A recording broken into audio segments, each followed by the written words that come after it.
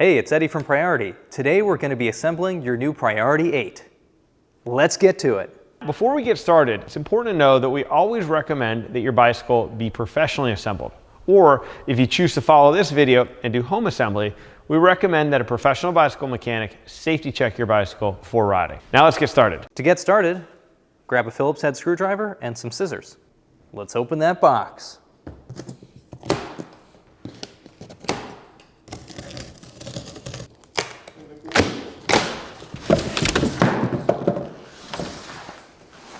First, you want to open up your parts box. Well, on this side of your parts box, we've got your seat post. So just separate that and set it aside for the moment. Now let's get into the box itself. Inside your parts box, you'll find the tools needed for assembly, your rear reflector, all of the important manuals and reading materials, as well as a direction to this video that you're currently watching. Make sure you give those a once-over before continuing with the assembly. You'll also find the front bolt-on skewer for the front wheel, the pedals for the bike, the bolts for the front brake caliper, and the seat post that we pulled off the outside of the box already. Now let's get on to the next step. So go ahead and start removing all the packaging material from the bicycle, but make sure you track down your saddle as well. It will be inside the box.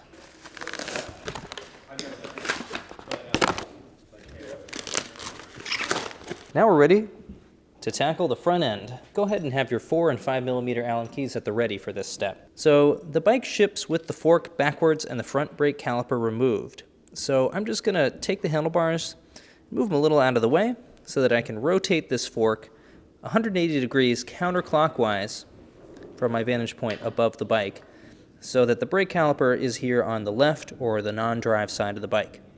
Now I'm also going to take the handlebars and put them in front. You'll see that the rear brake line sort of running behind the steerer and over the top tube. So we want to loop that over the steerer as well. And as we rotate the bars here in front of the bike, so that all of our cables are out here in front, nothing's twisted, nothing's wrapped around the frame in any strange way. So now we're ready to install the handlebars. So go ahead and grab that 5 millimeter Allen key that you had right in your pocket, like I did, or near you, and just remove the top cap bolt for the headset. It doesn't ship very tight, so just unthread that. Take that top cap off, and there's a little piece of cardboard there that you want to discard as well. Then you want to take your handlebars and stem and slide the stem onto the steerer. You can approximate that the handlebars are relatively straight, but we can check that in a minute. Then take your top cap bolt and top cap, just place those on top. I like to make sure that the lettering here is facing forwards and centered as I thread this in. Just snug up this top cap bolt and don't over tighten it. Now use your 4 millimeter Allen key to tighten the stem pinch bolts. These ones you want to make them pretty tight, so go ahead and tighten them so that the tool leaves an imprint in your fingertips as you're tightening it. Now let's install the front brake caliper. Now go ahead and grab your 5 millimeter Allen key and those 2 bolts you found in your parts box. So take the caliper and you want to rotate it so that the body of the caliper sort of sits on the inside of the mounting points. This would be incorrect. And if you are spinning it around like I am, just keep an eye on how straight this hydraulic line is. You want it to have a nice clean loop in front of the bike. So grab the caliper and just drop one of the bolts into it and hold it in place over the mount and use the tool to start threading that bolt in. Just be careful you don't cross thread it. It should feel like there's just a little resistance to it at the beginning and more towards the end as you get to the blue Loctite on the threads. So just don't get it super tight when you start, because you're going to need to adjust it a little bit afterwards. Go ahead and thread in the other bolt. So tighten it until it's a little snug and then back it off half a turn so that there's little play in the caliper because we're going to need to adjust it once we install the wheel. Let's go ahead and install the front wheel. So go ahead and grab that skewer from your parts box, and you'll see one end just slides on and the other end threads on. So take the end that slides on and just move it out of the way so you can grab the bolt of the skewer, and then just go ahead and unthread the side that threads on. Just hold on to that. Now go ahead and slide that slidey side back and remove one of the springs. Now you can take that skewer and insert it into the axle of the wheel. It's best to install it so that the head of the bolt is on the disc brake side. Now install the spring on the other side, skinny side first, and then start to thread on the threaded side. Now let's install the wheel. Now go ahead and pick up the front of your bike.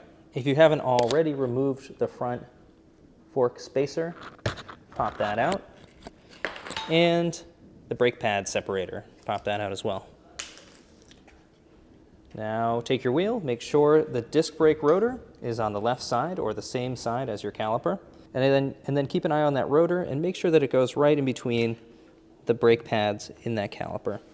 If you're like me and you find that your skewer is a little too tight, you can just grab your 5mm Allen key and back it off until the fork dropouts just slide in like so. Now with the bike upright and the weight of the bike pushing itself down onto the axle fully, you can take that 5mm Allen key and tighten the bolt side down. You might have to hold the threaded side with your other hand, so if you need somebody to hold the bike up for you, just ask a friend for help. So you want to go ahead and tighten this down firmly so that the tool makes an imprint in the palm of your hand. Going to give that another check. Make sure it's nice and tight. So assuming that you followed my instructions and your caliper is a little bit loose, I suggest now go ahead and grab the front brake lever and squeeze that with one hand. So while holding down the front brake lever, give the caliper a little wiggle, and then just start by snugging up the top bolt on your caliper. Now I wouldn't do this too tight, just a little bit. Now go down to the bottom bolt. Do the same thing, just snug it up. Now go back to the top. Tighten it down more firmly, and now back to the bottom. And now that your front brake caliper is tight, go ahead and give the wheel a test spin and make sure it's not rubbing. If it's still rubbing, I suggest you go ahead and repeat the process. Now let's install your pedals. So go ahead and grab your pedals, a 15mm wrench, and I like to start it off with a 6mm Allen key as well. So we can start with the drive side. So that would be your right side and the right side pedal. You'll find that your pedals are labeled with stickers. This one says R on it for right. So we'll start there. So I like to hold the pedal here and then take a 6mm Allen key on the back side of the pedal. So this can get confusing as far as which direction to turn it, but this one is regular righty-tighty, lefty-loosey from your point of view, from the outside. And from the back, I'm kind of turning it the opposite way, counterclockwise, but standard thread. So once you started that off with the 6mm Allen key, then you can finish it off with the 15mm wrench to get it nice and tight. When I go and tighten this, I'm holding the back wheel in place to make sure that the bike doesn't move. And tighten that firmly so that the tool leaves an imprint in the palm of your hand. So now take the left pedal and just go ahead and start threading that in. Keep in mind that the left pedal is reverse thread. So from our point of view, on the outside here, it is a counterclockwise direction to tighten it. So once it's starting to get snug, go ahead and drop that 15mm wrench on there, hold the rear wheel to turn against, and crank down on that. Nice and tight so that the tool leaves an imprint in the palm of your hand. Now it's time to install the seat and seat post. Start by inserting the seat post in just enough so that the bike can hold it for you while you install the seat. One thing to keep in mind is that these seat posts have a setback. Make sure that the longer end is facing towards the rear. And just go ahead and turn that enough so that the seat post doesn't slip anywhere. And that's just kind of snugged up for now. So now when you're ready to install your saddle, Use a 5mm Allen key to unthread the seat post clamp bolts enough so that there's no threaded part of the bolt protruding from the top of the clamp.